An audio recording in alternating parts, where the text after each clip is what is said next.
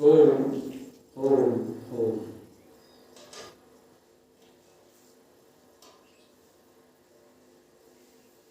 श्री राम जय राम जय जय राम। श्री राम जय राम जय जय राम। श्री राम जय राम जय जय राम। श्री राम जय राम जय जय राम। श्री राम जय राम जय जय राम। श्री राम जय राम जय जय राम। सच्चिदानंद भगवान की जय। सत्य सनातन धर्म की जय। सतगुरुदेव भगवान की जय।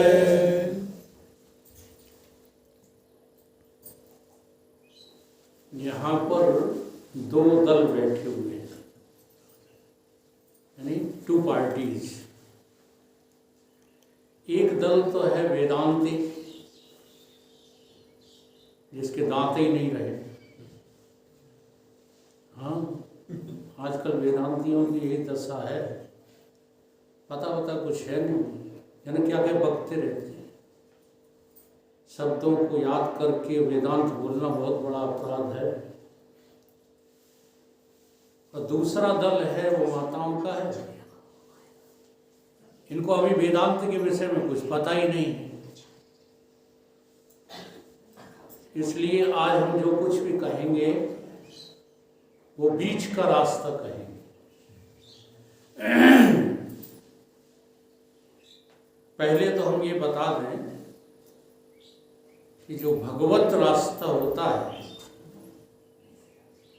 वो पालन करने का होता है, कहने का नहीं होता। जैसे भिंड में आप खड़े हैं, बातचीत न करो माता। भिंड में आप खड़े हैं तो आपको ये याद करा दिया गया है पुस्तकों के द्वारा कि भिंड से बरोही 10 किलोमीटर, बरोही से महगांव 10 किलोमीटर, भिंड से 20 किलोमीटर, गोहद 40 किलोमीटर, महाराजपुरा इतने किलोमीटर। उसके बाद जो है घोड़ा मिलेगा, ये याद करा दिया गया है। फिर उतने किलोमीटर और आगे चल करके फिर ग्वालियर आ जाएगा। उस जगह का नाम है ग्वालियर। तो ऐसे ही वेदांतियों ने देह से लेकर के पंचकोश आदि जाने क्या क्या अपनी जुआ खर्च करते रहते हैं। सब जो है कंठस्थ रखा हुआ है, परंतु चले हो क्या? जब तक आप भिंड से चले नहीं हो तब तक आपको भिंड से आगे की जगह का कुछ पता है? तो चलना आवश्यक है या उसका वर्णन करना आवश्यक है? जी हाँ। तो सत्संग होता है चलने के लिए। यहाँ सत्संग में आकर के केवल योग्यता बघार कर चले जाना, ये सत्संग नहीं है। अभी आप ग्वालियर की बात करते हो, भिंड से एक जो है कदम आप आगे बढ़े नहीं, भिंड में ही पैर पटक रहे हैं। ठीक है? तो देह की वासना छोड़ नहीं रहे, व्यवहार सच्चा जानते, व्यवहार छोड़ नहीं पा रहे, व्यापार छोड़ नहीं पा रहे, नौकरी चाकरी छोड़ नहीं पा रहे, छोड़ कुछ नहीं पा रहे। और हैं कौन? हम वेदांती।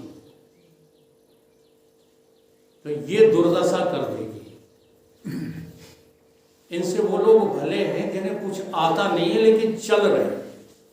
जैसे ये माताएं चल कर के भटमालपुरा से धूप में यहाँ आ जाती हैं, ये इनको फल देगा, ये इनको फल देगा। लेकिन तुम्हारा भिंड से आकर वेदांत बोलना यहाँ कोई फलदायी नहीं। फल तब होगा जिस बात को जान गए हो उसको जीवन में पालन करो। जब तक पालन नहीं करोगे तब तक तुम्हारे हृदय का जो कमल है वो मुरझाया रहेगा। चाहे जितना सिर पटक लो तुम, चाहे जितनी योग्यता बखा लो। इसके लिए आज एक जो है नारद जी का भक्ति सूत्र आपके सामने रखते हैं, उसी पे चर्चा करेंगे जिससे दोनों लोगों का काम बनेगा। वेदांतियों का जो है वेदांत का घमंड चूर होगा और माताओं को लगेगा कि हाँ वाकई में यही रास्ता है इस संसार में कल्याण का, और कोई दूसरा रास्ता नहीं।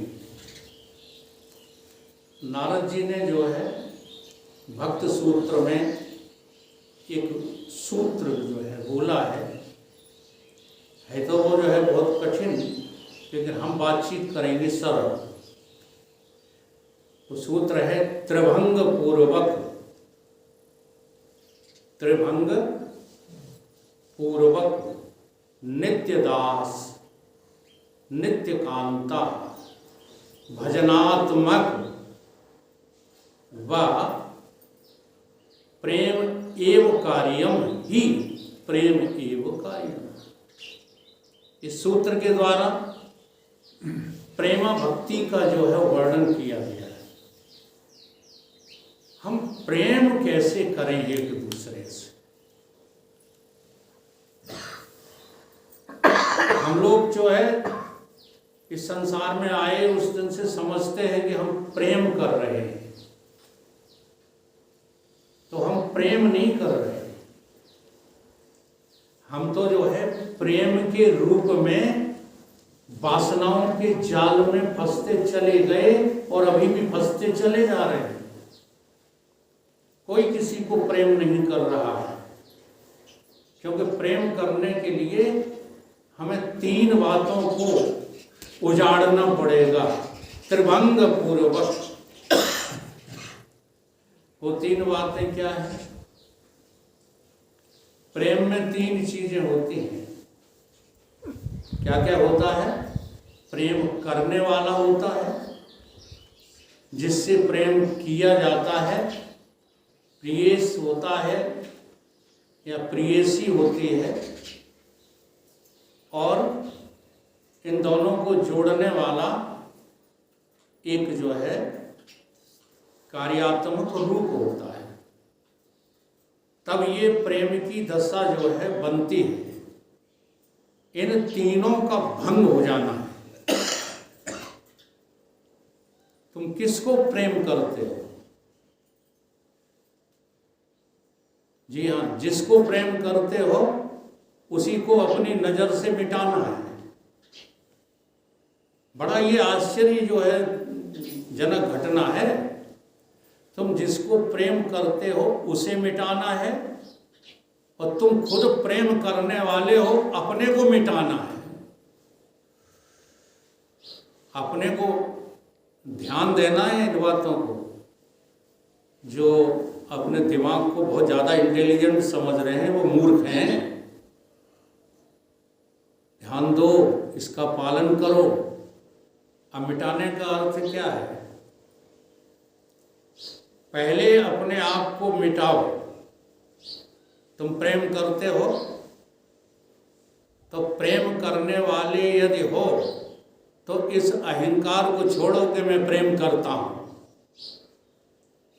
अगर ये अहंकार लेकर के तुम प्रेम करने चलोगे तो प्रेम तो किसी से कर नहीं पाओगे, बल्कि तुम वासना के शिकार हो जाओगे।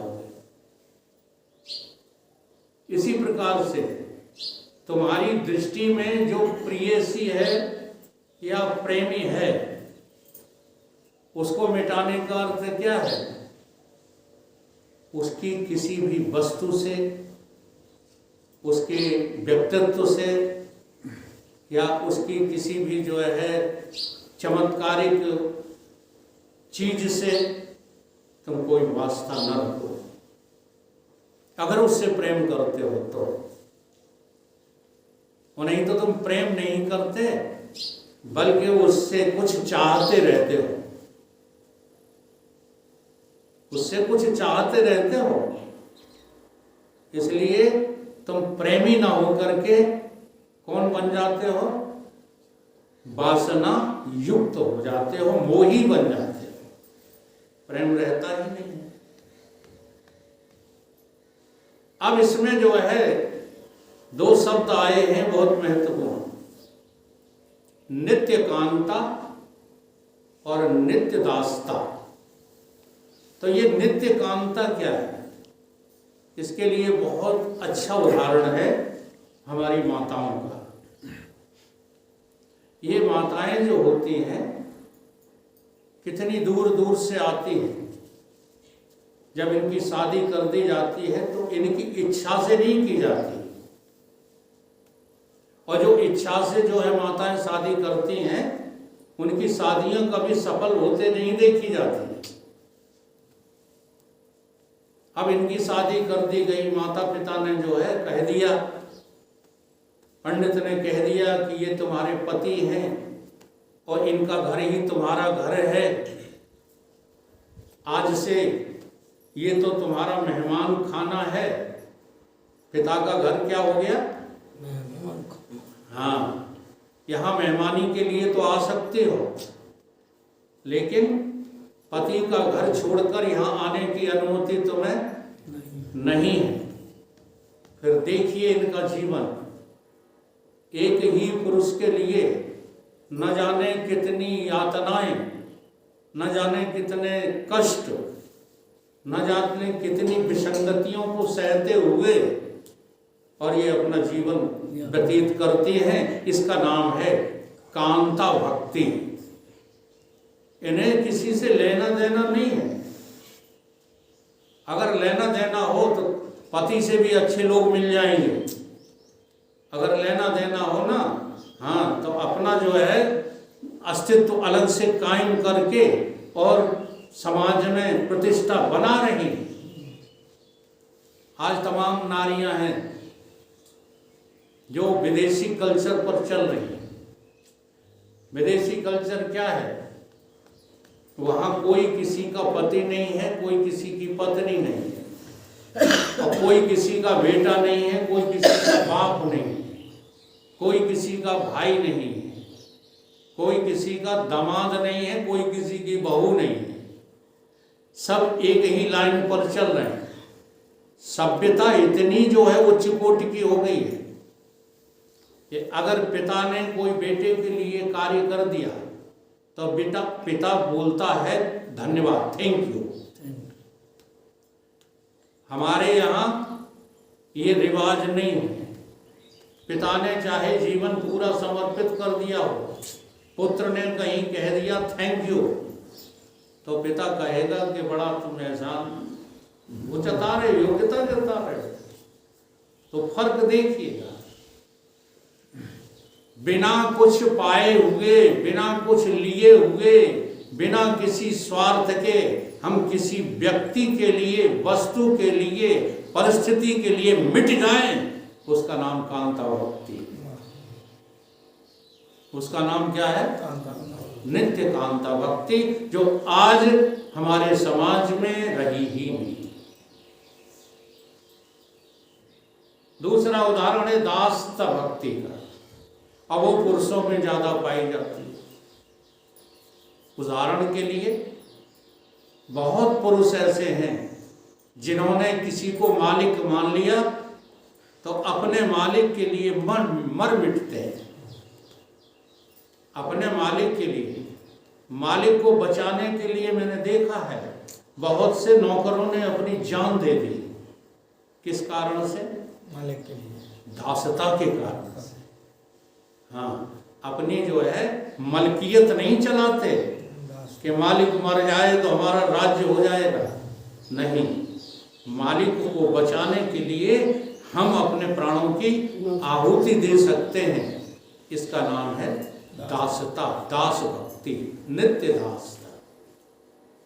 तो भजन नित्य कांता रूप से, नित्य दासता रूप से और त्रिभंग पूर्वक जब हम करते हैं तब एक नई चीज का जो है प्रादुर्भाव होता है, और उसका नाम है प्रेम। है प्रेम जगत में सार, और कछु सार नहीं, मन कर ले हाँ किससे प्यार, कहाँ है प्रभु।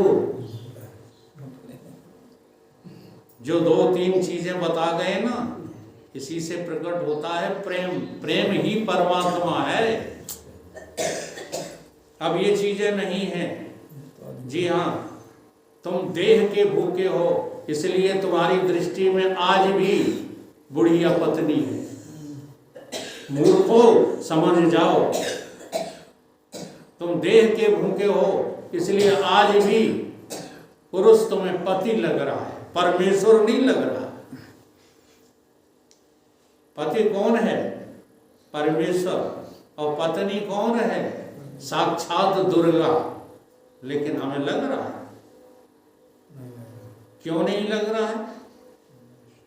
क्योंकि तुम्हारा जो स्व अर्थ है वो देहात्मक है।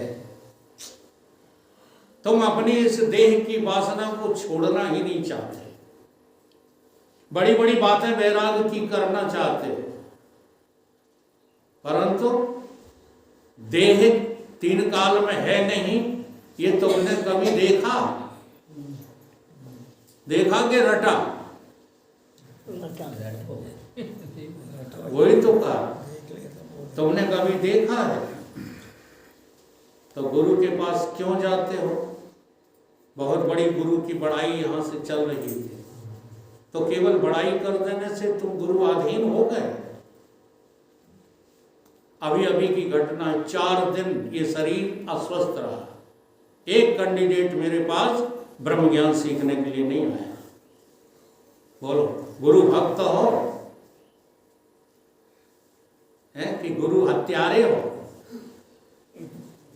हम आप ही से पूछ रहे हैं, गुरु भक्त हो कि गुरु हत्यारे हो? शिष्य वो होता है, हाँ, एक शायर ने कहा है, अक्ल कहती है कि चल कातले पूछे के पास, पूछे एक कातिल के पास।